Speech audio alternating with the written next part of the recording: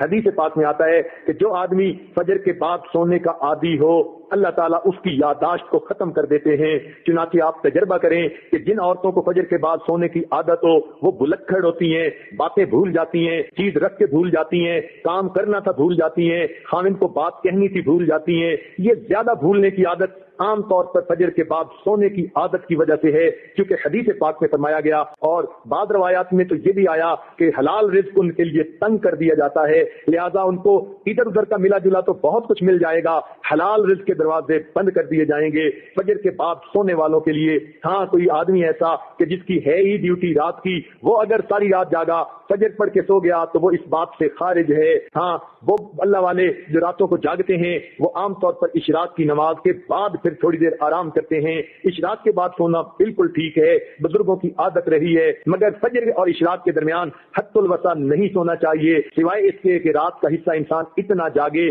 کہ اب یہ سوچے کہ نہیں سوؤں گا تو سارا دن مجھے کام کرنے کے اندر رکاوٹ ہوگی، پھر اس کی اجازت ہے۔ عام عادت نہیں بنانی چاہیے۔ دیکھا یہ گیا ہے کہ جن گھروں کے اندر کچھ کھانا پینا ہوتا ہے اللہ تعالیٰ نے دیا ہوا تو وہاں پر صبح کے وقت اسی طرح سوئے پڑے ہوتے ہیں، بلکہ موہے پڑے ہوتے ہیں، پورا گھر قبرستان کی طرح لگ رہا ہوتا ہے کہ سورج نکل چکا اور گھر کے لوگ جاگ بھی نہیں رہے ہوتے۔ اس لیے کفر کی دنیا میں صبح کا ناشتہ سیریل کا انہوں نے بنا لیا، نہ کچھ پکانا پڑے اور نہ کچھ تردد کرنا پڑے، بیوی اپنے وقت پہ جاگے، خاوند اپنے وقت پہ جاگے، بچے اٹھ کے سکول جاتے ہیں تو وہاں مائیں ان کے لباس پہلے ہی تیار کر کے رکھ دیتی ہیں، ان کو کہتی ہیں بیٹے صبح اٹھنا، الارم لگا کر سکول جانا ہے۔ بچے اس لیے کہ سکول اگر نہ جائیں وقت پہ تو ان کو استاد کی طرف سے جھڑکیاں پڑتی ہیں، سکول کے اندر سزا ملتی ہے، وہ اپنے وقت پہ اٹھتے ہیں اور چھوٹے چھوٹے بچے اپنے کپڑے خود بدلتے ہیں۔ سیریل کا ناشتہ، ٹھنڈا دودھ بھی مل گیا، سیریل بھی مل گیا تو بچے یہی کھا کے چلے جاتے ہیں۔ تو کفر کی دنیا نے ناشتہ اس لیے آسان کر لیا تاکہ جاگنے کی تکلیف اٹھانی نہ پڑے۔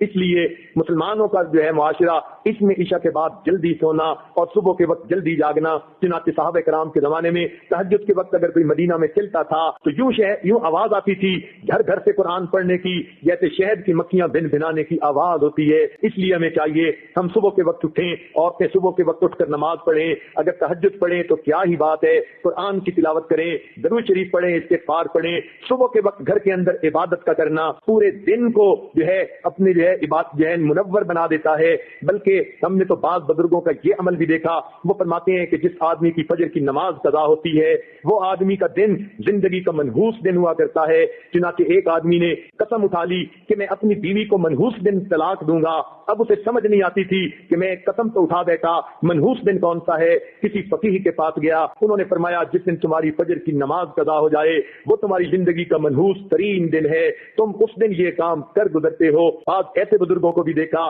کہ جو وقت کے حاکم تھے مگر انہوں نے دستور بنایا ہوا تھا، وہ سوچتے تھے کہ جو آدمی فجر کی نماز وقت پہ پڑھ لیتا ہے حدیث پاک کے مطابق اللہ کی امان میں آ جاتا ہے، لہذا وہ حد جو ہے وہ جو سزائیں دینی ہوتی تھی تعزیرات کی وہ اس وقت تک نہیں دیتے تھے جب تک کہ یہ یقین نہ کر لیتے کہ آج اس نے فجر کی نماز نہیں پڑھی۔ اگر پڑھ لیتا تھا تو فجر دوست کو سزا دینا مؤخر کر دیتے تھے کہ اگر یہ اللہ کی امان میں آ گیا ہم کیوں اس کو سزا دیں۔ تو مسلمانوں کے نزدیک تو فجر کے وقت جاگنا اتنا اہم ہے، لہذا عورتوں کو یہ بات مشورے کے طور پر پیش کی جاتی ہے، زندگی کی ترتیب کو سنت کی ترتیب پر لانے کی کوشش فرمائیں، اور اس کا بہترین طریقہ یہ ہے کہ رات کو سوئیں اور دن کو جاگیں، عشاء کے بعد کام جتنا جلدی سمیٹ سکیں جلدی سونے کی عادت اپنائیں تاکہ تہجد میں فجر میں آنکھ کھلے، انسان کے جسم کی نیند آرام کا تقاضا بھی پورا ہو جائے، اور صبح کے وقت دن آنکھ کھلے تو اللہ تعالیٰ کا حکم بھی پورا ہو جائے۔ اس طرح انسان کی زندگی پرسکون گزرتی ہے۔